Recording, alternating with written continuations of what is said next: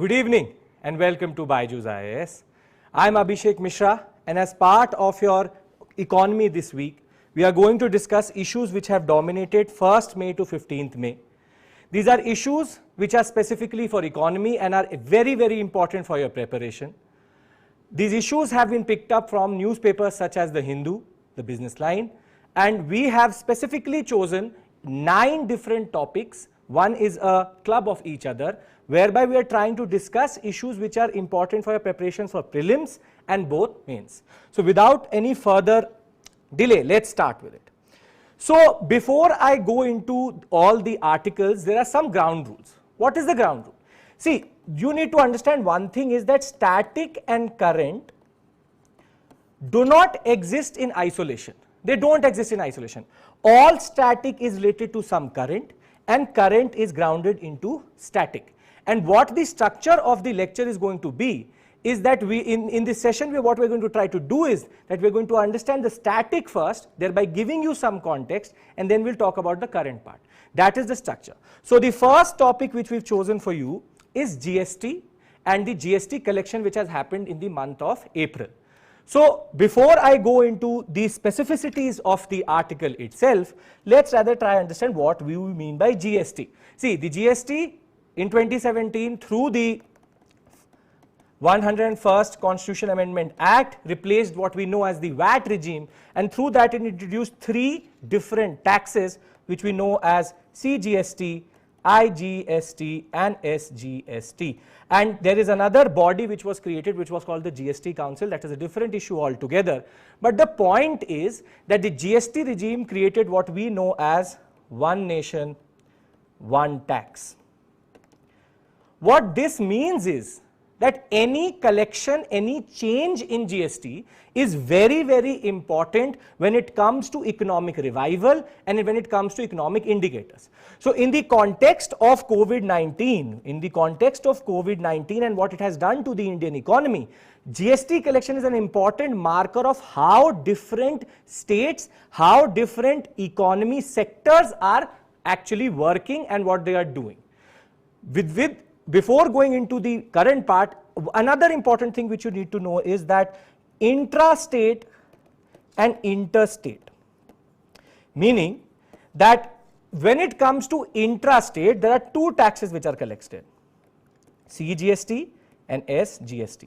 When it comes to interstate, it is only IGST. So if you have noticed, when you order something online, if you order a seller which is within the state, you will get a bill which will say CGST, SGST, 9%, meaning that it was within the state, so it has been equally collected by the center and the state. But if your seller is outside the state, you are going to realize it is going to say IGST 18%.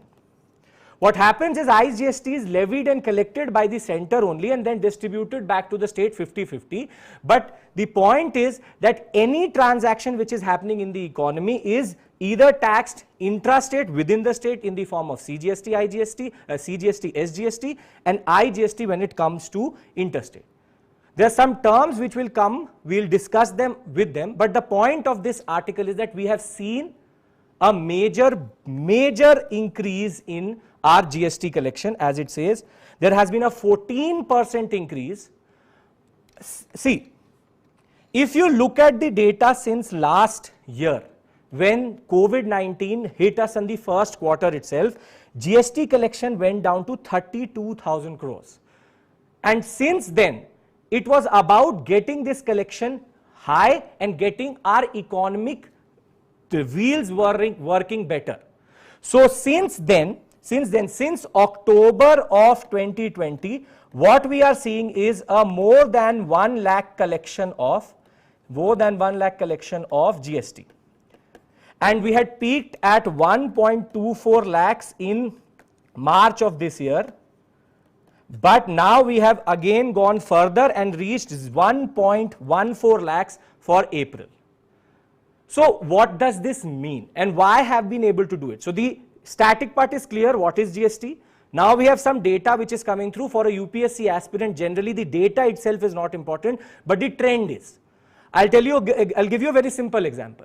In the examination, a simple question comes in the prelims examination that GST collection for for the year 2020 or for the past 3 years has been positive. This is an incorrect statement.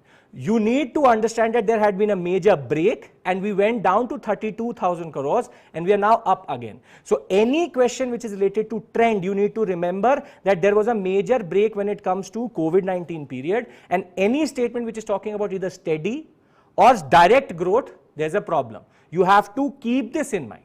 Second is the fact that these two terms, e-way bill and e-way bill, and second is e-invoicing.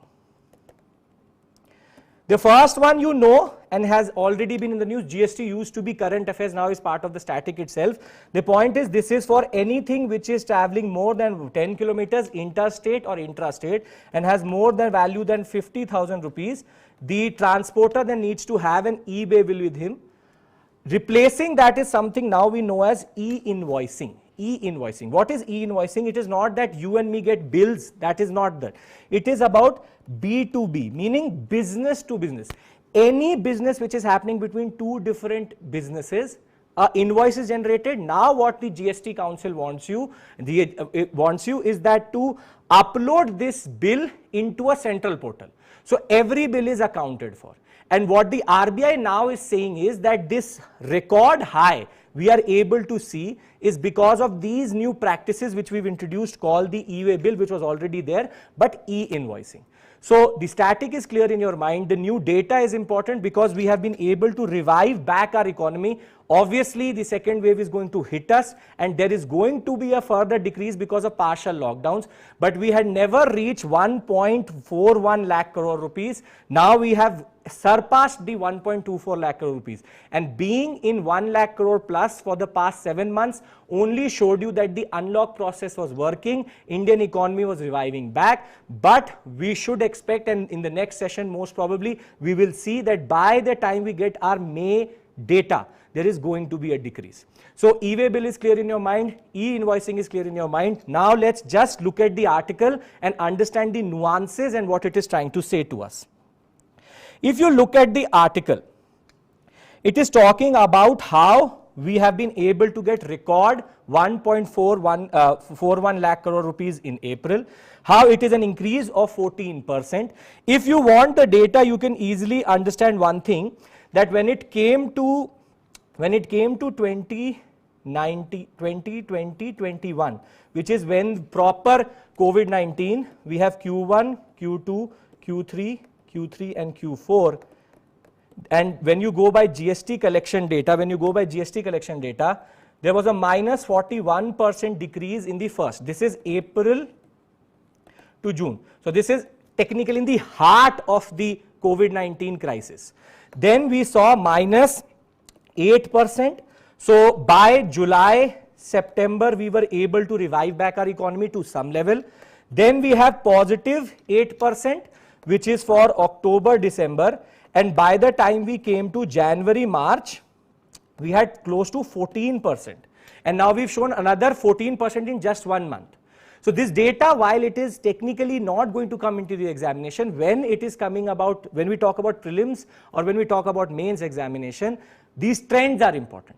That we did get hit by the COVID-19. There was a major crisis when it comes to GST collection, and GST collection hits both the income of the center and the state, because the 32,000 crore is collected by both the center and the state, and this revival is important. So now let's wait what is going to happen in the next quarter of what the second wave is going to do. When you look at the data further, it says that this has been happened because of anti-evasion measures, e-invoicing and data analytics. So what the e-invoicing is trying to do, that every transaction which the business is doing, there is an account for that, and now it has been put into the portal, it is under scrutiny. Audits are also happening more closely and more clearly. Further, this word resilience is very important. And when in the mains examination there's a question which talks about how the indicators of resilience of Indian economy, GST shows you one thing, that when we close the economy, yes, there is a drop. But Indian economy is still thriving enough to collect and is able to revive itself back. So the resilience is very, very good. You have further some data out of that 1.41 41 lakh crore. The CGST was 27 lakh crores, 27,000 crores. The state GST was 35,000 crores, and the IGST was 68,000. Again, and the cess which is put over and above for luxury items to make it from 18 to 28% was 9,000 crores. See, the point is, you need to understand this point. The data itself is not relevant. The point is you need to understand the trend. So with this article, before I go into the next one, you need to understand 3-4 things. What is GST? You understand that. What is e-way bill? Again done. What is e-invoicing? And then you need to understand what is the trend. Because there's a very good chance in the prelims examination, because of the impact of the COVID-19 on the economy, on the heart of the economy, trend-based questions will come, and you will see that we have further articles which will give you a feel of what was the trend during this period. So GST collection, there is a major positive uptick, but there's a very good chance that this will be balanced out by the second lockdown. We have reached a new height of 1.41 lakh crore rupees in the month of April. This is because of the new measures which the GST has introduced, but we need to be wary of it. And in the examination, remember, a question which says that there has been a steady, stagnant or a exponential growth in GST collection is incorrect. In the past 2 years, we have seen a major drop, which is represented by this graph itself. So now let's look at the next topic. OPEC share and oil imports. See, oil, and we'll be talking about edible oil later also, oil generally is important to us. Because we as a nation get 85% of all our crude oil from imports only, So anything related to oil imports is important for the examination, because again a trend based question can easily come. And this one is equally important and is more important to us because there's a geographical shift, and I'll tell you why that has why it is happening and what is the general pattern. So what is the static part?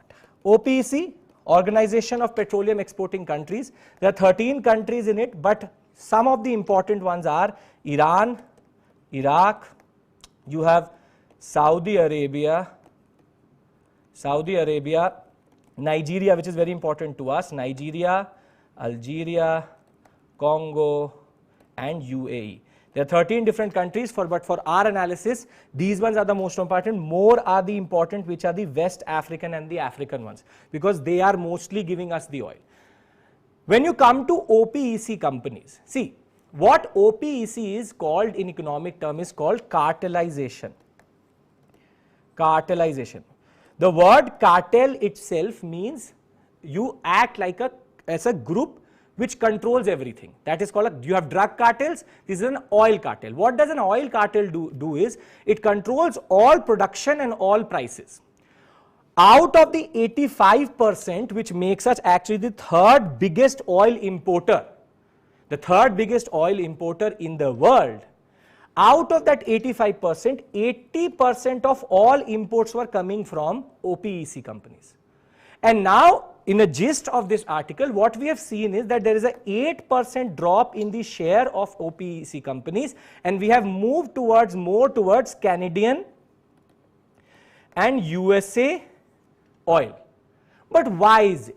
Why have we moved away from OPEC companies to Canadian and USA oil, or United States of America, which is giving us now a better share of oil? This can be understood through the concept of contracts. See, what happens in OPEC is very simple. When India goes to the OPEC in Vienna, it says that we need, and hypothetically, we need 100 barrels of oil for the whole year. So there's a fixed contract which is signed between the OPEC companies and India. And what happens is that they say that you tell us month by month how much you need. Some months you will need more, some months you will need less. So what we say is that in January we need 20 barrels, then we need 10 barrels. What the OPEC does is, see, you need to understand, oil prices go up and down. They go up and down according to supply and demand. But what the OPEC does is, because it knows that it has to give India 100 barrels, it starts to manipulate the prices. It starts to manipulate the prices in such a way that even though oil has gone down, they will say that there's a supply issue and they're going to bring it up to the same level. What this does is, this is disadvantageous to us. This is disadvantageous to us. Why? For a very, very simple reason. Because we don't have price flexibility. We don't have price flexibility, and even when there is a major drop in oil prices, which happened in the heart of in June, July last year, when you had minus $0.8 was the price of the USA oil, we were not able to take an advantage of it, because 80% is controlled by them, and they will make sure that even though there is a drop in the prices, we get the same cost for the oil. So what India has done, and what now India is doing, is moving away from OPEC companies, specifically OPEC countries, which is specifically the West African and African countries, and we are going to what we call as open and spot markets. What happens is, in spot markets, if we want 10 or 20 barrels, hypothetically we have millions of barrels, but we're talking about in quantifiable terms. If we want 10 or 15 barrels, rather than going to the OPEC companies, we are going to the spot market, which is selling Canadian and USA oil. What we do then is, we are able to get an advantageous deal. So rather than always going to the OPEC companies buying for $10 a barrel, when it is $5 a barrel, we go to the spot market for Canadian and USA oil, and we get more than what we need. And this is a trend which has now started. And now we can quantify that trend by this article, which is now giving us a very, very good understanding of what is the geographical shift. So for your examination, again, UPSC, it's about smart study, what to read, what not to read, and it's about knowing what to come. So the data itself is irrelevant. The point is that what is the trend? What is the trend? What we are seeing is, there's a trend where we have gone to a 6-year low, where we have shrank by 11.8%, 11.8% the less demand for this year. Obviously, this is not because we are able to produce more. This shrinkage in our imports, 11.8%, is generally because of the COVID-19 pandemic. You and me both are stuck in our houses. We are not using our cars. The issue of price rise and the price of oil is a different issue altogether, because therein the excise duty and the sales tax of the states and the center come in. That is a different story altogether. But the point is that this 11.8% shrinkage is not because of natural causes, but because of this shrinkage of demand due to COVID-19.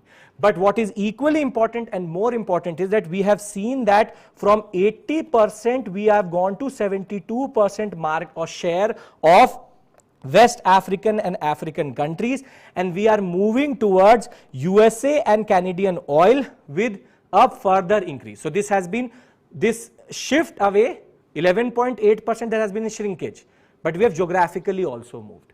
So in this, what you need to understand is very, very simple. What is OPEC? You already know what it is. How do they run this market? They run this market through contracts, and these contracts are annual contracts, and what they do is they manipulate prices. They manipulate prices. This manipulation of prices is then disadvantageous to countries like India, which are getting most of their oil through imports. So we are moving away from African and West African, specifically OPEC supply, to more towards American and Canadian. Generally, so as to give you a summary, there has been a decrease of 11.8% in our demand in our import itself, but that is artificial. It will go back to itself when we are coming out of the COVID-19 or the second lockdown itself. But the point is that this shrinkage has impacted the share of the OPEC companies from 80% to 72%, and the American and the Canadian percent is moving. Why? Because these we get through spot markets and markets which are related to, which give you price flexibility. So in the examination, this can come as a question both in a way of a trend question in PT, that our oil demand has been steadily increasing. No, it hasn't. It has just gone down. Second, in the mains examination, there can be a question which talks about what is the general trend of our oil imports and how we are trying to change it. So I've been trying to give you the basic static issue of it. How do we get our oil? And then the second issue is what is the new trend.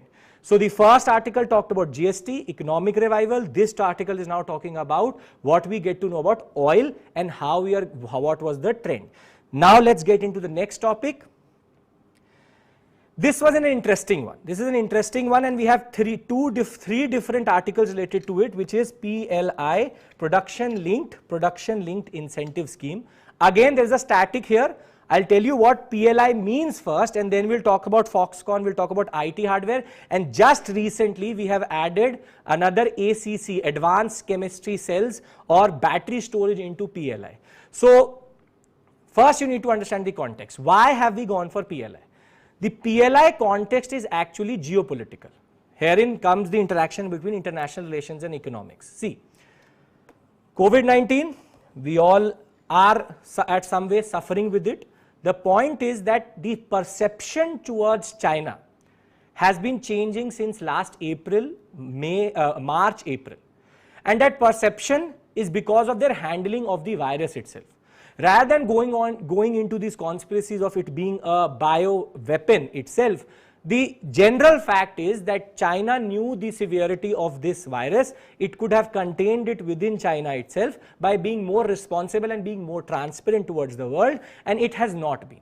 It has not been. That is an undeniable fact, and that has led to generally the virus to spread throughout the world, and we as one world is suffering under the COVID-19 pandemic. Now the pandemic, what it has done is that there is a major migration, and I use the word migration, which is there's a major migration of companies out of China. There's a major migration of companies out of China, under which now they are looking for new places to set up their plants. This migration is generally linked to the sentiment related to Chinese and generally the way the Chinese market is working at this point of time. That is why now China has gone to a new level of economic development, because it was first. It had the advantage of being hit the first.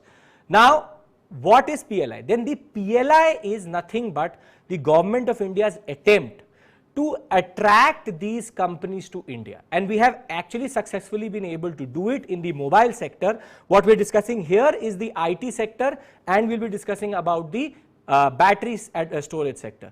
The point is, what PLI or Production Linked Incentive Scheme is part of a bigger plan of the government of India to make sure that these migrating companies come to India. India has got an opportunity to become a manufacturing hub after a very, very long time, and we need to take an advantage of that. And how do we take advantage? PLI or Production Linked Incentive Scheme. So what is it? Before I go into these specificities, what is PLI? Production Linked Incentive Scheme. I'll give you an example and it will be clear in your mind. What is PLI? PLI, see, what PLI does is what the government of India is saying. They say that in the base year of 2019-2020, in the Indian market, laptops, tablets and PCs, 100 were produced. Again, an hypothetical quantity so as to give you an explanation. Laptop, tablet, PCs, 100 were produced in the base year. In the base year.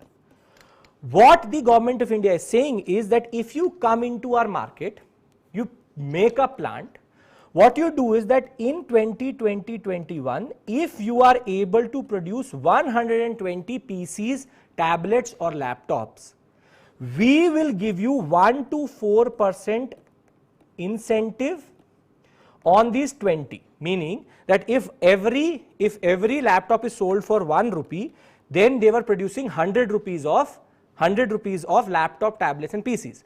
Now they are producing 20 rupees of 120 rupees of laptop, tablets and PCs. They are saying on this 20 rupees which extra you have produced because of producing, what the word they use is called incremental growth.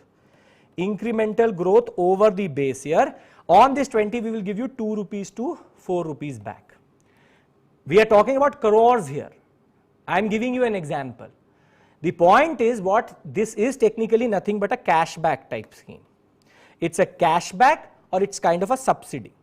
What it means is that every company has the incentive or has the encouragement to produce more and more.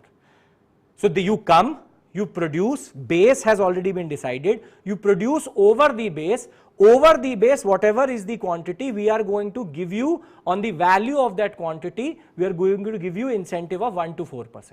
This has really worked with mobiles. What has happened now is that we have extended it towards IT hardware sector, and we have specific details related to it which are important to us. So what has happened is that once the PLI was extended, into IT hardware, when it was extended towards IT hardware, what has happened is that Dell, Foxconn remember is the company which makes Apple products. As you know, on an Apple product it says designed in California, assembled in China. Now it should actually say designed in California, assembled in India. So Foxconn has bring in a plant in Bangalore itself where it is producing Apple products and Apple iPhones here. Now we will most probably have iMacs also here. The point is 19 companies have applied under the IT hardware sector, and they've said that we want to go take this opportunity to produce more so as to get an incentive. And this would be close to 200-300 crore rupees which they're going to get as an incentive for a company. That is a major incentive. So PLI technically under Atmanirbhar Abhiyan is working very, very well because it worked for mobiles. Now it is actually working for IT sector. Out of these 14, we have 5 which are foreign companies, and we have 14 which are Indian companies, but 5 are actually very, very big companies. So what is about the data? The data is, and what the advantage is, why PLI has become very, very important is, and let's look it through the eyes of the article itself. It says that, and it is predicting that close to 1.6 lakh crore rupees of total production will happen in the next 5 years. This is from 2021 to 25. They are saying that we'll give you this incentive for 5 years with the base year as 2019-2020. They are saying for 1.6 lakh crore rupees, this is the total production which we as a country is expecting out of the PLI scheme. But what is the advantage of this new production is that close to 37% of all that production which is happening in India in the name of the PLI is for export purposes. And this is a very important point, because by PLI we are getting 2 things in one. First, we are able to increase our manufacturing sector exponentially, and over and above that, we are able to increase our exports also. And this is the whole point of this scheme. We want to make India the export hub, and we want to shift these companies out of China. Mobiles, it is happening. Now it is IT sector we are seeing. 1.6 lakh crore, again the data is of no use to you. But the point is, close to 40%, 37% of that whole value is for exports, which is going to boost our export economy. More than that, it is also helping us with creating 37,500 new jobs in India directly and 3 times the number indirectly. So it is good for our jobs, it is very, very good for our exports, it is generally very good for our economy, because manufacturing is important. And we have never been the IT hub. We have never been the IT hub, hardware IT hub. Software we have been. Hardware IT hub is very, very important. So the static part needs to be clear in your mind, which is what is PLI, that is clear in your mind, how you get the incentive of 1 to 4% over incremental growth. Then the second thing is, what is the sectors which we are trying to introduce into, because this can easily come in the examination, which of the following sectors come under the PLI scheme, and the first option could be IT hardware, second could be mobiles, third could be battery storage, and fourth could be iron and steel or something like that. And then you can easily eliminate, and you should know what are the options which are there. So static done, IT sector done. You need to understand the data itself, which is clear in your mind. It is between 2021-25, 1.6 lakh crore we are expecting as the total production out of the scheme. But what is more important to us is the point that close to 37% of that value will be exported, and over and above that 3 times indirect jobs and 37,500 jobs are directly going to be created. So this the popularity of this scheme has led to, and this was an article on 13th, is that now we have now extended it to battery storage also. We have extended it to battery storage also. This is very, very significant. This is significant, but because here we are not playing the catch-up game. We are being more ominous and we are trying to look at the future. And there are 3-4 terms which come in, and this is technically the static portion which we can discuss, and then we'll just talk about the contours of the scheme itself. The point is, what is ACC? What is National Program for ACC? And what is the general understanding in the modus operandi of this scheme? So now the new sector which has been put into through Atmanirbhar Abhiyan is called battery storage. You know, all electric vehicles, all of you, whatever device you are interacting with has a battery. What we have are called lithium ion batteries. Lithium ion, it charges up, it takes up that electricity, stores it, and then gives it to you when you want it. So it is stored also in electric form, and it is dispersed also in electric form, technically seen as the second generation of batteries. What ACC, or what we know as Advanced Chemistry Cell, or ACC, is a new generation of battery, which will store electricity in an electrochemical form or a chemical form, and when the electricity is needed, the electricity is dispersed. As it says here, you can see it says it stores electricity either as a electrochemical or a chemical energy and convert back the electric energy when required. This is a more efficient way of keeping it. Rather than keeping electricity in the form of electricity, we are keeping it in chemical form, and when we want it, we can get it through the chemical reaction in the cell, which is generally happening. It has its disadvantages, it has its advantages, but big capacity, we are talking about close to 50 gigawatt hour. If you know a Tesla car only has 100 kilowatt hour battery, and it can give you a range close to 400 miles. So you can imagine how big what Tesla calls gigafactories or giga batteries. Now what we are trying to do is we are trying to lure battery companies to come into India, move away from lithium ion batteries, and introduce what are called ACCs, or advanced chemistry cells, through which we can have a head start on the electric revolution. We all know that the future is electric, and we need electric vehicles, we need electric batteries, and the battery is the only way to use electricity efficiently, store it also, and produce it also.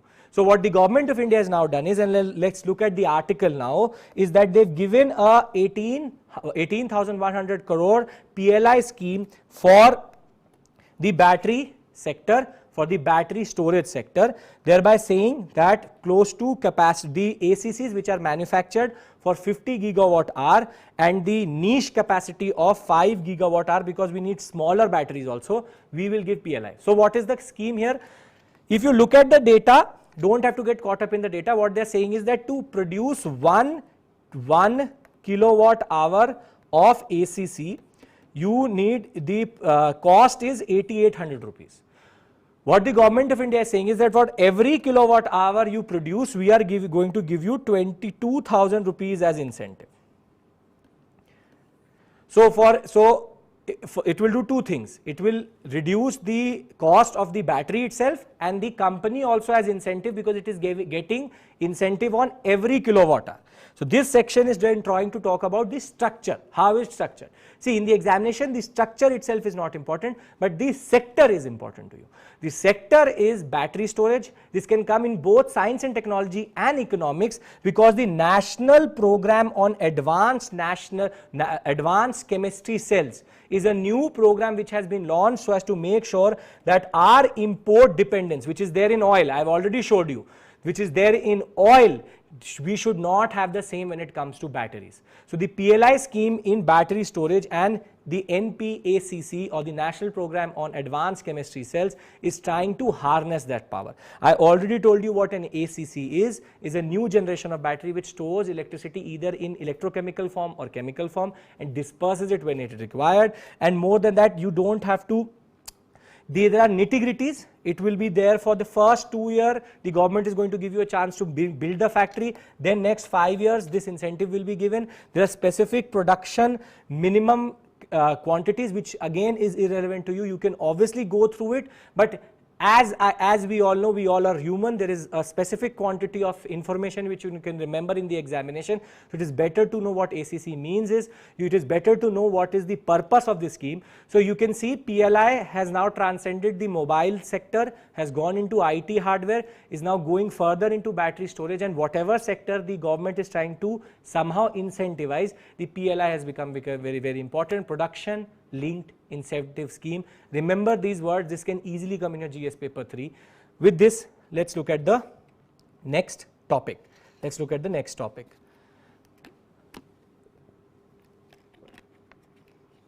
Right. Now, we have 3 articles which are dealing with the RBI, what is going to be the impact of the second wave, and what it is doing to somehow control this wave. So I don't need to tell you that COVID-19 has been a major burden on our economy, not even our economy but our education sector also, but economically we've seen a major because partial lockdowns or be it a lockdown all impact small businesses and big businesses. Somehow big businesses are still able to work, small businesses go down. GST collection is also showing that kind of a behavior. So generally when there is economic recession, and if you were in one of the webinars which we do, there was a technical recession. Technically, it is called a technical recession, which happened in the first 2 quarters of 2020, where we had minus 24.4% and close to minus 7.6%. Minus of this minus 24.4%, minus 7.4%. These two were 2 quarters back to back where we saw major negative GDP growth. Whenever there is negative GDP growth, we technically call it a technical recession. It was not a recession because we were able to bring it out to 0. And we'll be discussing the same data in the next article also.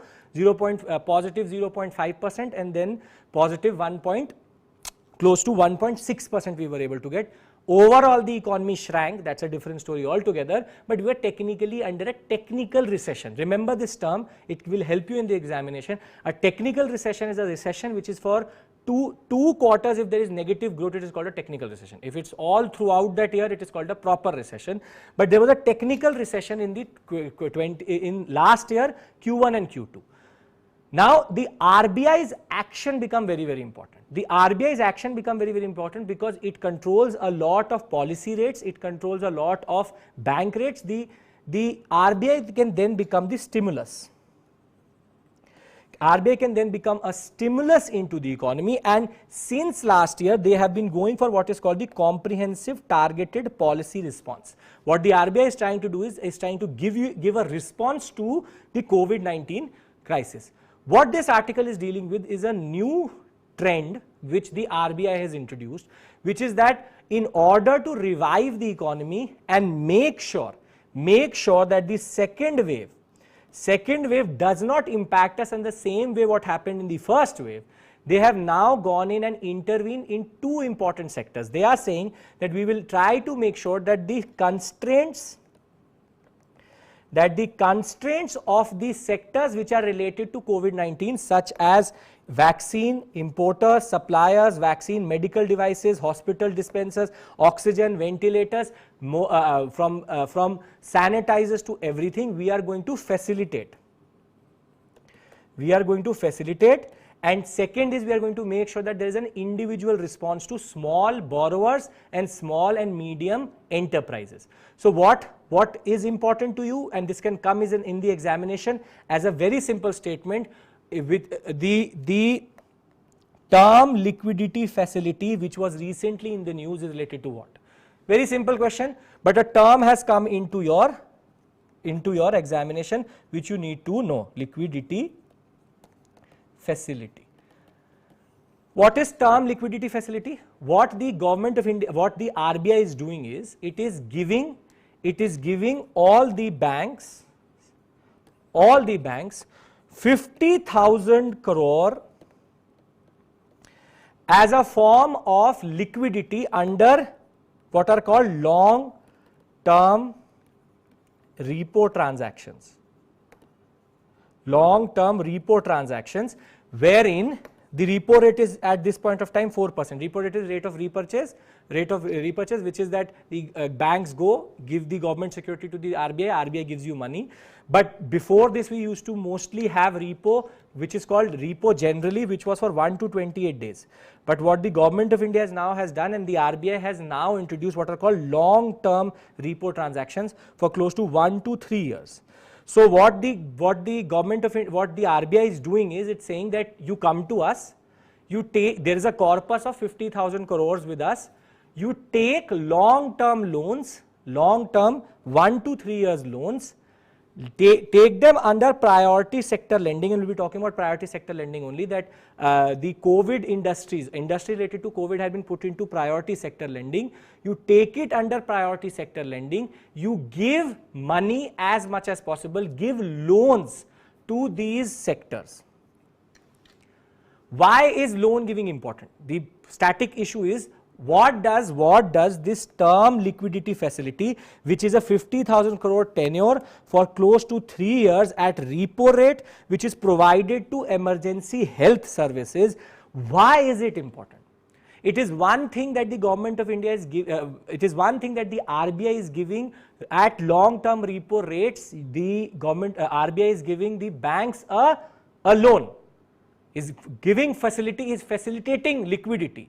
But why does the RBI want? Herein comes the static concept that every time the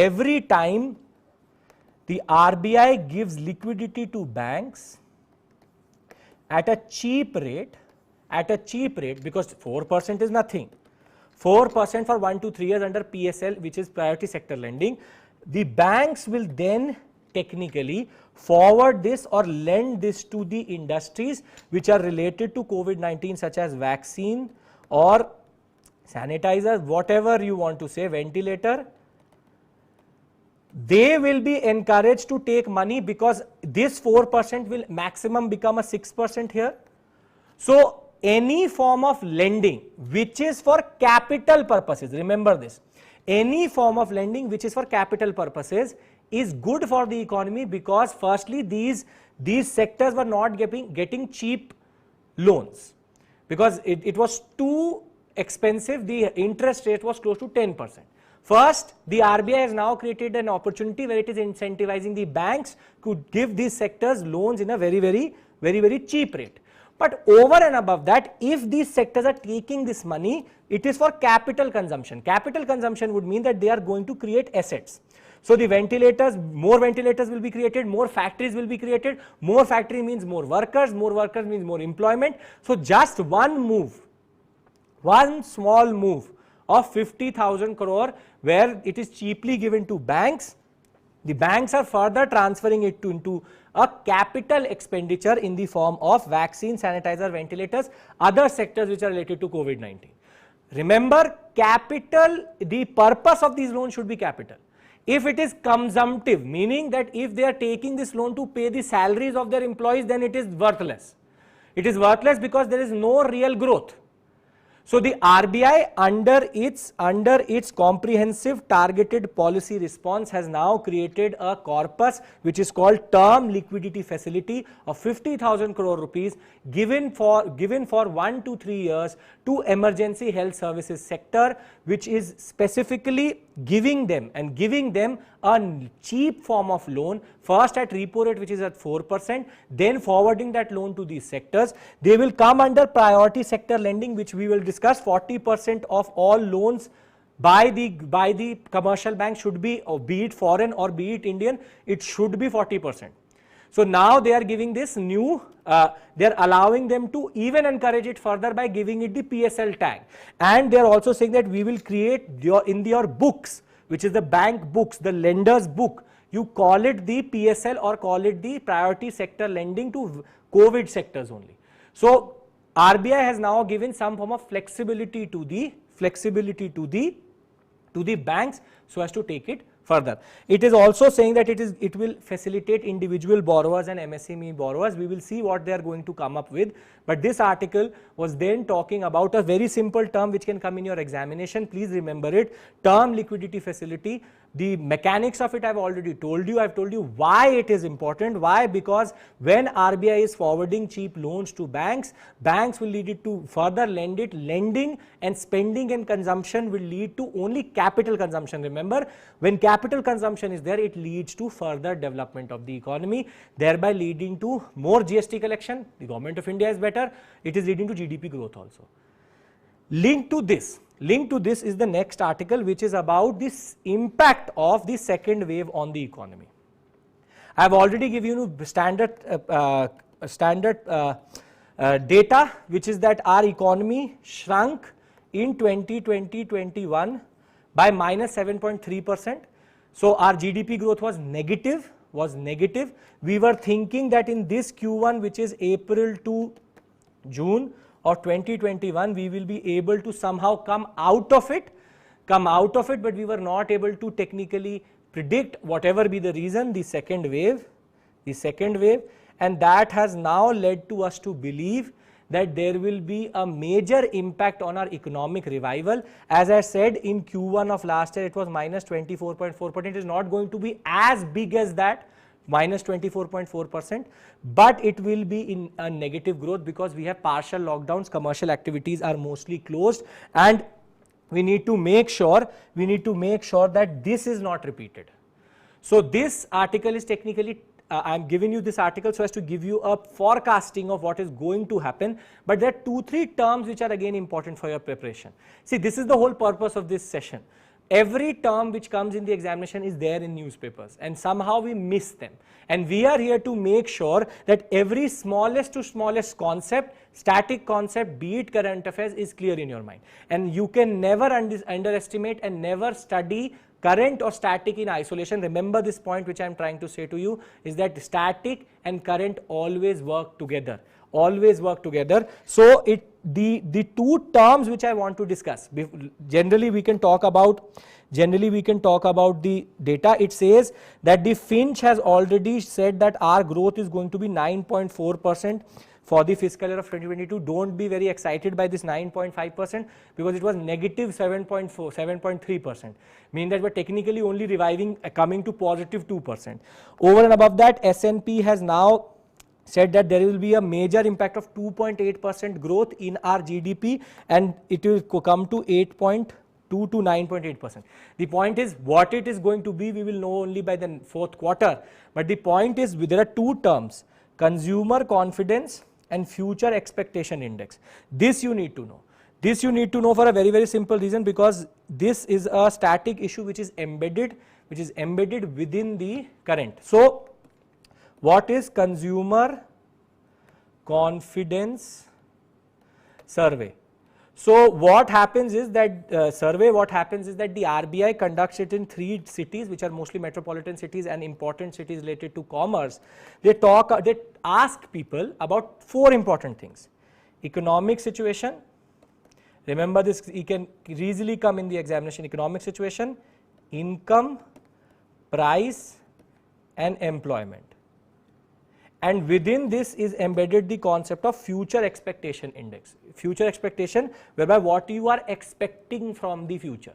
What has happened is that in most of the indicators we are seeing that people are mostly optimistic. It is only in price where we are seeing pessimism. As it says, highlighted by the current economic situation. The Finance Ministry report drew that RBI survey showing weakened consumer confidence on the back of the deteriorated sentiment of general economic situation in economy and prices. Respondents, however, had a few, when it comes to future expectation index, on indicators they were thinking that there is going to be growth, but on prices they were not. The price fact is that will consumption come back to the same level? will GST collection come back to the same level? So what they are thinking is that when it comes to employment, we did see that there was a major 10 to 15 million exodus out of the companies. We were able to take it back. When it comes to income, income did shrink, but we were able to revive it back. When it comes to economic situation, as I've showed you, there was a negative growth, but we are seeing positive growth through the GST. But when it comes to prices of commodities, and which you can see in generally in petroleum also, but petroleum is outside the GST regime. But when you look at vegetable oil, when you look at general prices in the economy, you can easily open any app right now and look at it. There's a major inflationary trend, and what they believe is that either there is going to be a major slump in the consumption, or there is going to be major recession. So the point is very, very clear. What I'm trying to tell you here is three things. First is that you need to understand that there is the second wave will have an economic consequence. That is why we need to get vaccinated as soon as possible. Second, the fact is that there is now a prediction that we will contract. We will contract, and Finch and both S&P have already said that there is going to be a contraction. Over and above that, two terms have been introduced in the article, and I'm trying to explain them to you, which is consumer confidence survey, which is done by the RBI in 13 cities over 4 different indicators. Remember, these indicators can come in the PT examination, and generally future expectation index, what we can see and forecast is that our economy is on the path of revival. The second wave did impact it, but we need some form of the sentiment when it comes to prices is generally negative, but we are seeing that there is going to be positive growth. Let's link this up to another RBI initiative where we related to microfinance institutions. Now try to understand, RBI is doing it at 2 levels. First is the urban sector. Urban sector, what it is trying to do, or the metropolitan sector, what it is trying to do, it is giving that term liquidity facility. That is one thing. But the rural story is totally different. The rural and countryside story is totally different. And here the structure is quite different. What the RBI is doing here is, and giving you technically the gist of the understanding, is you need to understand a small structure. What happens is, in the rural sector you have small finance banks. These banks are generally for unbanked area, rural areas, remote areas. Under them they have what are called MFIs, or microfinance institutions. But there are 2 types of microfinance institutions. One are called large, the other one are called small. The large ones are like cooperatives or Grameen banks. And what do the MFIs do? The MFIs, or the microfinance institutions, forward money to very, very low income groups. So they give micro insurance, micro saving instruments, micro loans, less than 1 lakh rupees if they are giving a loan. That is their purpose. The MFIs work like this. So you have one which is called cooperatives, or which are called the large ones, which are cooperative Grameen banks. The other one are smaller self-help groups, meaning that 5 people had some liquidity, they came together, have now become a financial institution. What the RBI is now doing is that most of the small financial banks were giving loans to MFIs, were lending to MFIs, but these MFIs were mostly large ones. And if you are giving it to the large ones, there is positive impact. What they are doing is that they are encouraging that small self-help groups or small MFIs are given money under the priority sector lending framework. As I said, priority sector lending is a technique used by the RBI so as to encourage banks to lend to certain sectors which it understands needs either lending or is a new sector which needs some form of funding. PSL, you have a long list of things, but what they have now added is that small microfinance institutions can now be given money by the small finance banks under the priority sector lending advances, and the corpus which is created is 3,000 crore, 500 crore for the next 2 to 3 years, and the next not 2 to 3 years but 4 different quarters, every quarter 500. The point is very, very clear. The point is that you need to understand the structure first, because this helps you to understand the rural economic sector and the rural economic generally landscape, which is you have small finance banks, you have MFIs which are large and small, and in large you have cooperative Gramins which are mostly getting, as it says that while scheduled commercial banks have funded large MFIs, these have been less to small in size MFIs. So rather than getting money from small finance bank, they are also getting it from straight away commercial banks. So SBI giving them loan. But the problem is that we need a funding strategy for these small sectors, because these are on the grassroots level. These are on the grassroots level and they need to be supported, they need to be connected. So 3 articles we've seen. It started with a meta thing in which the sectors which are related to COVID-19 were given support through repo linked long-term bank loans, bank lending under the PSL sector. PSL, as I said, 40% is for commercial banks, and remember, regional rural banks and small commercial banks have to have 75%. So it is already under their mandate. Regional rural banks and small finance banks need to give 75% of all their loans to these sectors, to these PSL sectors. And what the RBI is encouraging is that it is saying that please don't always give to large sector, you try to fund the small self-help group based sectors. And then you can go into the fact that it is 500 crore MFI segment for a corpus of close to 2,000 to 3,000 crores for the over the year we are trying to give. And why is it good for, then why will these banks try to give money? They are linking it to again LTRO. What the RBI is then doing is they are saying that we will give you cheap loans, we will lend you on long term repo operations which is 4% interest. You take this cheap money from us. I am calling it cheap in the sense the interest rate is very, very less. It's not cheap money, but the point is that the interest rate is so less that it is advantageous for the bank to take it. Because, and what is the interest of the bank? The bank is taking it will take it at 4%, it will forward it at 6%, 2% it is also earning. So the RBI has created a very, very clear structure that the RBI will give under LTRO finance, small finance banks, it will give them lending, will give them some form of liquidity under this MFI umbrella, that you take money from us, we will give you at 4% only, but you need to make sure that you forward it to the self-help groups. So 3 articles, all 3 talking about the economic health of India, and we will see from 15 to 31st there was another trend which was there. We are going to discuss it in the next session on Monday, but the point is very, very clear. The point is very, very clear. RBI is putting in everything to make sure that the impact is somehow muted. How? First with giving the COVID sectors some form of liquidity under PSL, then it is going to the rural sector whereby giving small microfinance institutions which are there for low income groups, they get loans from small finance banks which are getting cheap loans from RBI. And this is a chain which they have created, this is the structure which they have created, right? With this, let's go into another interesting topic, a very, very interesting topic. Right. Some of you would say, why are we studying vegetable oil? But trend based questions have become the mainstay and are becoming very, very important in the examination.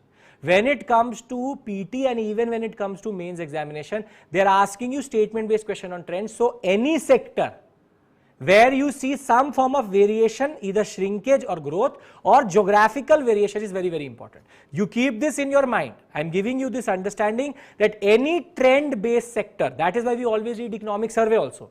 Any trends has become very, very important, because in 2018 also, in 2019 also, there were 2 questions which were talking about trends either of vegetable oil, they were talking about generally export trends, import trends.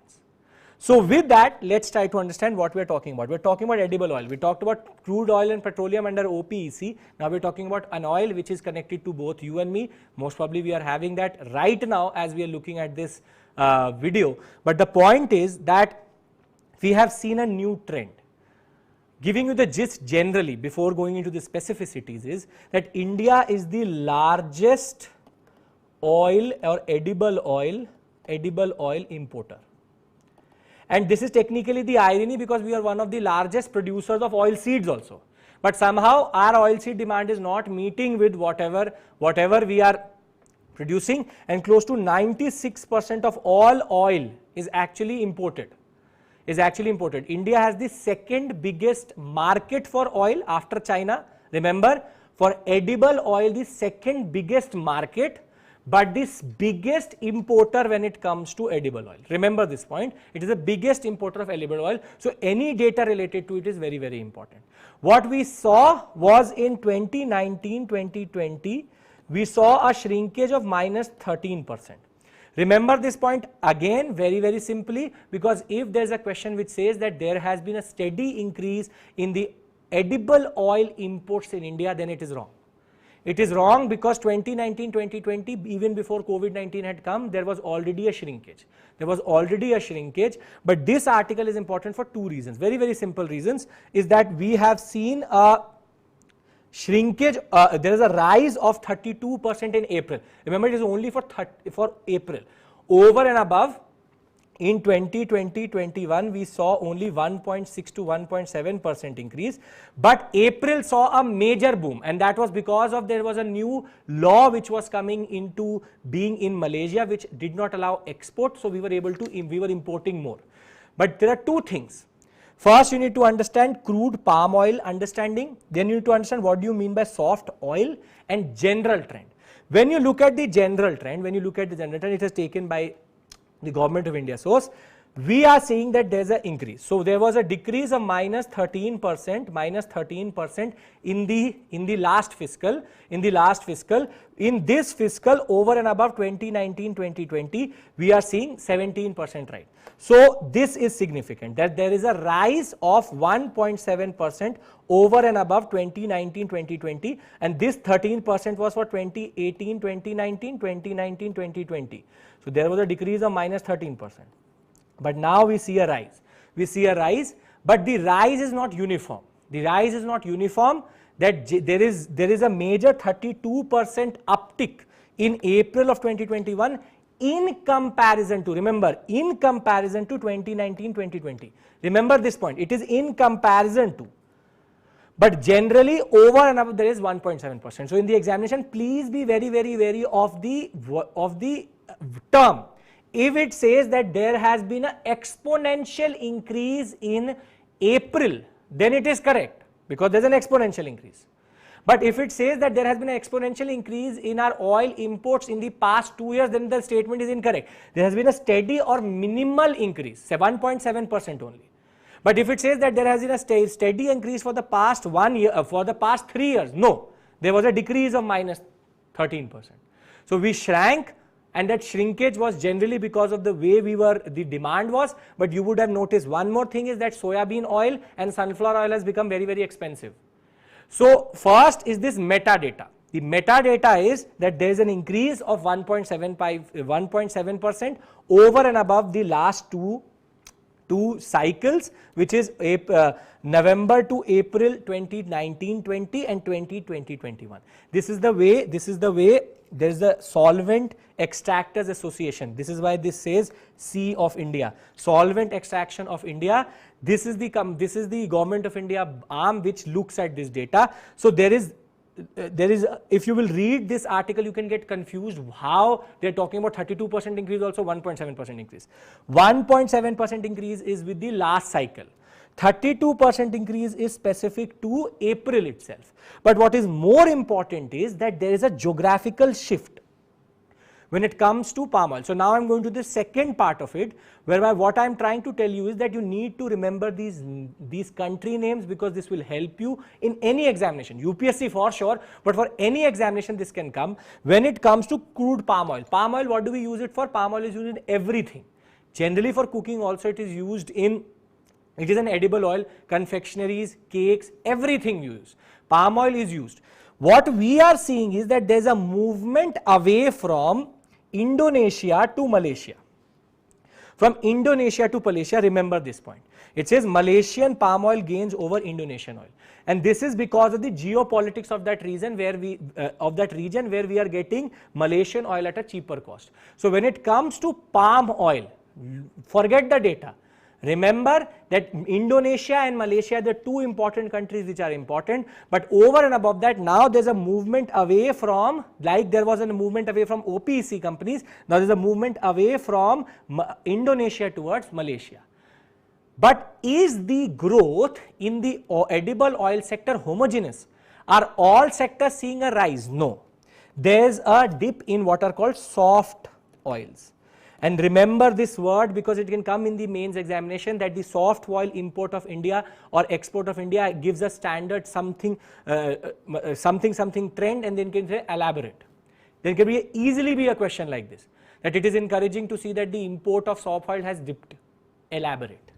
Now the point is that what are soft oils? Soft oils are, over and above that I'll show you all the oils, but two soft oils are actually sunflower and soya bean.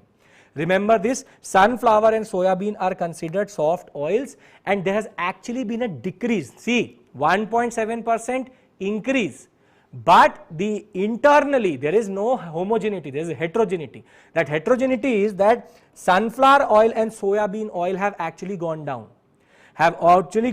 Because of the high prices, and that you and me already know that if anything which was for 100 rupees per liter has now gone to 150 per liter. And this is generally linked to the geopolitical context and the import thing, but the point is that there is a decrease in import because we are discouraged by the prices of edible oil. But again, when it comes to soya bean oil, remember the main country from which we are taking it is actually Argentina.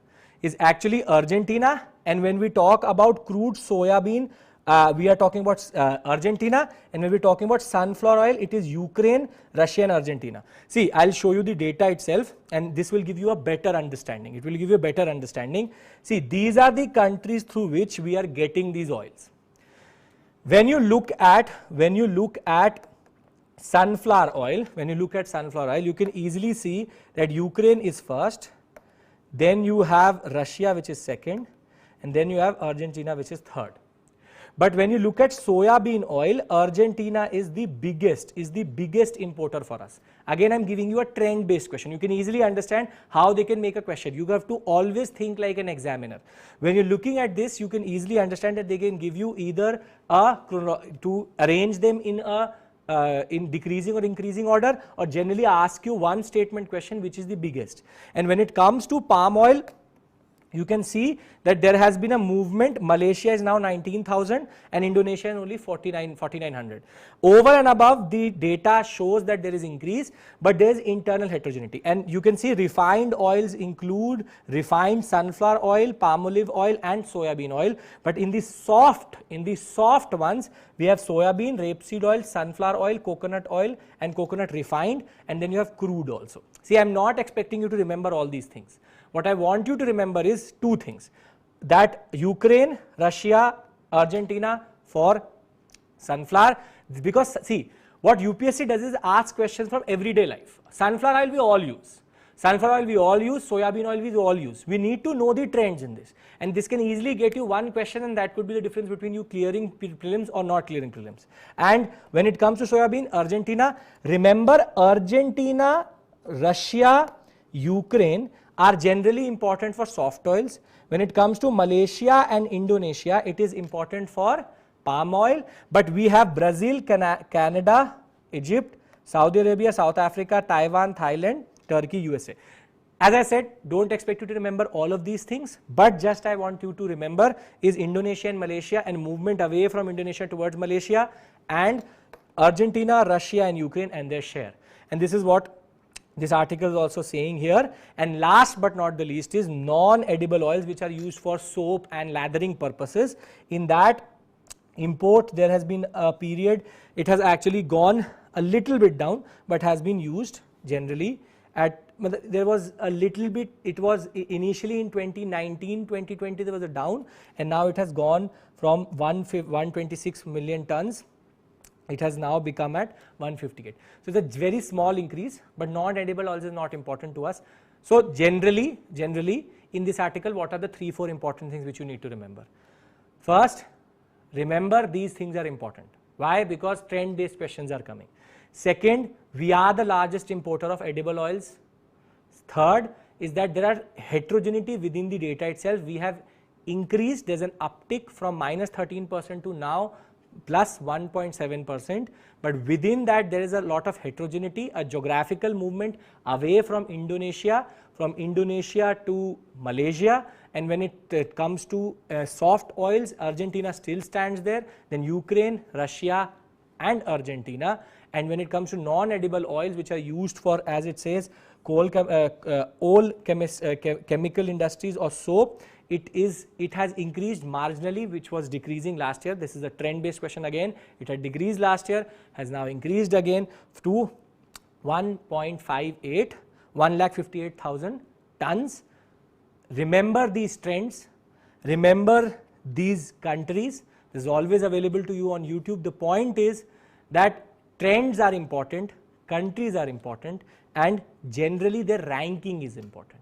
With this, let's get into the last topic, which is we are going to discuss cryptocurrencies. It has been in the news because of Elon Musk itself. See, again there's a static issue which used to be a current, now has become static, and the other is what this is trying to say, what this article is trying to say. My purpose is again to see cryptocurrency. Now it should be in your mind totally and fully embedded what it means. It is technically a virtual currency.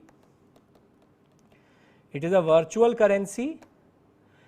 It is seen as an alternative to fiat currency. What is fiat currency? The way we use our notes, 100 rupees, 2000 rupees, that is called fiat currency, where the currency itself has no value, but the ledger, that it is legal tender based on some it is legal tender based on the authority of the central bank. It says I will give the bearer, as it says in your notes. So there is fiat currency, which is the note based system, which we have notes which are legal tender. This word was there because of demonetization. It is legal tender because the RBI assures you that that money, that piece of paper has some form of authority, some form of validity and value. Remember, the note itself is just paper.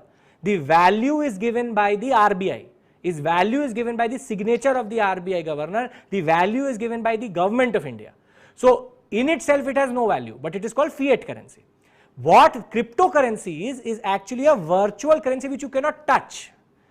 And it's not that there is only, it's talking about Bitcoin here, but you have Bitcoin, Dogecoin, you have Ethereum, you have now close to 50-60 different types of cryptocurrencies. What they do are, they are virtual currencies linked to what we know as blockchain technology. Blockchain technology. What do you mean by blockchain? See, blockchain is not specific to cryptocurrency. It can be used for any purposes, and it has come in the examination also. It can be used in medical sector, it can be used in banking sector, it can be used in information technology, it can be used for statistics. But for cryptocurrency, it is the basis. What happens is that you will have, and I'll give you a very simple example. You want to send one Bitcoin to one of your friends. So what happens is that you are going to send one Bitcoin into a server. That server is technically seen as a node. What it does is it links up to the big or the full Bitcoin blockchain. It will first validate it that yes, this is one Bitcoin. It is then going to use an algorithm to check that it is true or not, or is it actually a fake Bitcoin or a true Bitcoin. Once it is validated by the node, it will go into the ledger, as it says, ledger.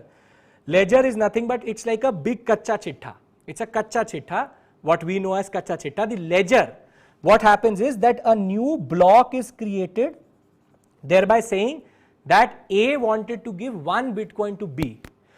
So you send it to the server then validates it, then it puts it into the blockchain.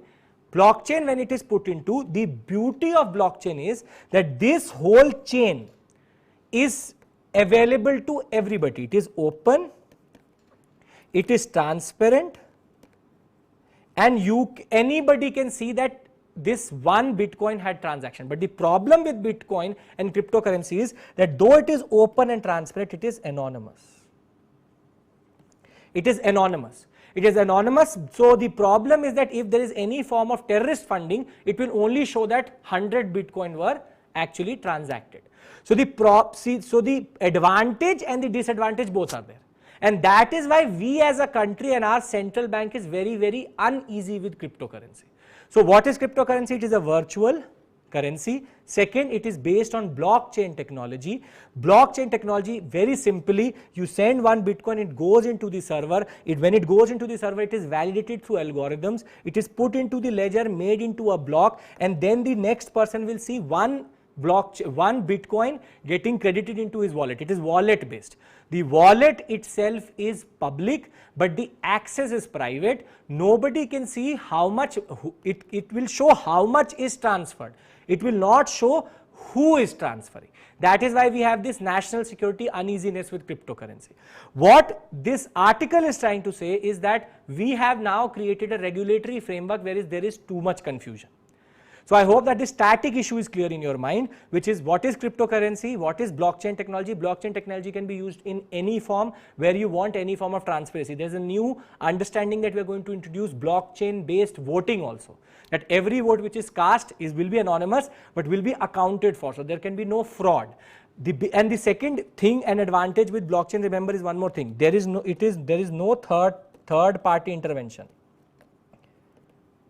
There is no third party intervention, meaning that if you and me interact through any form of bank, the bank is acting as an intermediary, it is going to take its commission.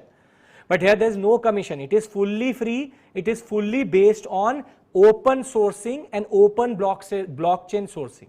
So this is also one more thing where central banks and generally banks are seeing that there is a problem, because this will make our banking system redundant. Imagine a world where I can send you money not through a bank but just digitally through a wallet, through a cryptocurrency wallet in my phone to your phone without any intermediary. Everybody can see that one Bitcoin was transferred, but nobody can see between whom it was transferred. So cryptocurrency, advantage, disadvantage, and it is its disadvantages and advantages which makes these central banks very, very uneasy. Remember, another current affairs issue related to this is that El Salvador has actually accepted Bitcoin as legal tender. For the first time, a country has accepted a cryptocurrency as legal tender, meaning I can go to a shopkeeper and give him one Bitcoin digitally and that will be accepted as a transaction. For the first time, see, Tesla accepts payment in Bitcoins, but the American banks or the American Federal Bank does not accept Bitcoin as legal tender. El Salvador, the central bank has said that we accept it as legal tender. Legal tender is very, very important. Remember this point, because legal tender gives validity to cryptocurrency. What is even further related to this fact is that cryptocurrency is the future. Remember this point, it is the future. Now when we delve into what is happening in India is, and what this article is telling us, is that during the IPL, a lot of ads were going on. In between that ads, you had one of the ads for WazirX. You had other companies also, but there was a lot of ads for cryptocurrency based wallet apps. They were encouraging all the customers and all the viewers that you can go into cryptocurrency. It is easy, it is safe, you can easily transact. I don't need to tell you what ad I'm talking about. It was talking about 100 rupees, say you can start the transaction and you can easily do anything and you can transfer money through that phone vanishing. I don't need to go into that. But the point is very, very simple. What has happened is that now that people have actually started to invest into cryptocurrency, now the UPI option within these wallets, under which you could send the money which was in your wallet in a cryptocurrency wallet to your bank is not there now. The problem is that banks have started to refuse to acknowledge Bitcoin or cryptocurrency as any form of transaction. And this is technically in violation of the Supreme Court judgment. This is in violation of the Supreme Court judgment, because as we know that in 2018 RBI gave a circular saying banks should not transact in cryptocurrency. They said that we do not recognize cryptocurrency. But in May of 2020, the Supreme Court said that the RBI circular was unconstitutional and everybody can transact in, it is our fundamental right to transact in this new form of currency, which is the future. Now what is happening is that whilst we have a regulatory framework which allows for it, banks are not ready. And what the article is saying is that there is an informal understanding which has developed between the RBI and the banks, because the RBI is controlling these banks, do not accept cryptocurrency. And see, the paradox of this whole issue is, that the budget of 2021 said that RBI going to launch its own cryptocurrency. So on one hand, you are giving mixed things. It is saying that we are going to have our own cryptocurrency, but we will not allow any private cryptocurrencies. What do you mean by private? Bitcoin is an anonymous person. The point is that it is a private. We want a government cryptocurrency. So the RBI is doing two things here. It is at one level banning, and on the other level in the background saying that we are also going to bring in. This leads to what we know as a regulatory framework, which is leading to confusion. And why am I discussing this? Because in the examination, easily can come in the examination that the current situation with cryptocurrencies is a paradox of economic regulatory framework. Paradox means contradiction. Why there's a contradiction? Because the Supreme Court has said it is constitutional. The RBI has an informal understanding with these banks that don't accept it. The RBI internally is building its own cryptocurrency, and then there is another new which is going to be in the current affairs very soon, that they are bringing in a new law which will ban all cryptocurrencies. What the RBI is trying to show, what the RBI is doing here is trying to be very, very old style and archaic. See, there is no point, and I am technically giving you a way forward for that kind of an answer. There is no point in banning. No point in banning, you regulate it. The RBI regulating it is better. And I'll tell you one more thing. What has happened by these bans is that software engineers, there's a brain drain now. Software engineers and people who are very, very qualified to do something like this are actually going to countries like Switzerland and places where there is regulation of cryptocurrency. Because remember one thing, the world and the future is blockchain. Because blockchain is the future because of its accountability, because of its transparency. The accountability is actually the issue with cryptocurrency. It's about this transparency, this ledger which is created forever, is permanent, can be accessed by anybody. So every transaction is accounted for. But the RBI is showing this thing that we will ban it. We will ban it. No, regulate it. That will make sure that engineers are here, because cryptocurrencies are actually collected through mining. It's a mining process. There are mathematical algorithms and expressions which you need to solve so as to get new bitcoins. See, Bitcoin has been volatile also.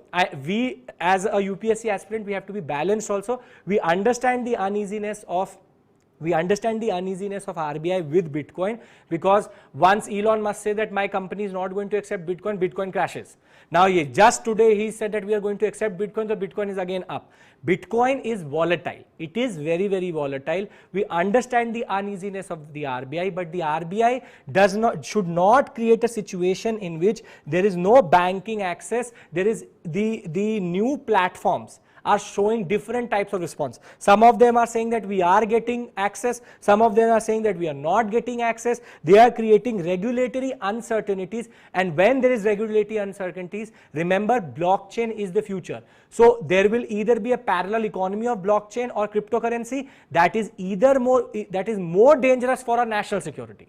So don't ban, make sure that you regulate it. And generally, we need to make sure that as a country, we are ready for the future. We are ready for the future. So this article was about static cryptocurrency. What do you mean by that? What is cryptocurrency? Over and above that, what is this regulatory uncertainty which has come in, where banks should accept it, are not accepting it, some are accepting it. RBI is showing a very stern attitude towards just fully banning it, that will not work. And the paradox being that they're trying to bring in their own cryptocurrency, this type of a framework is not going to work. So in a question which comes, this is mostly going to be a mains type questions. If the question comes on cryptocurrency, its future, you need to talk about how Supreme Court has given its general mandate saying that it is legal, it should be legal, we are allowed to do it, but RBI is acting like acting like an archaic institution rather than banning it, regulate it, right? So with this, we have done the 13 topics, the 9 topics which we had decided for today. I hope that I have done justice to these articles. I will see you next Monday with 15th to 31st. We have to make up May, right? So thank you so much. Get vaccinated as soon as possible, and I hope that you are staying at home, following all protocols. COVID is still out there, and you have to eat well, you have to sleep well, you have to take care of yourself. I will see you next Monday with another set of 9 to 10 topics telling you about economics. Thank you so much. Get vaccinated. See you in the next session.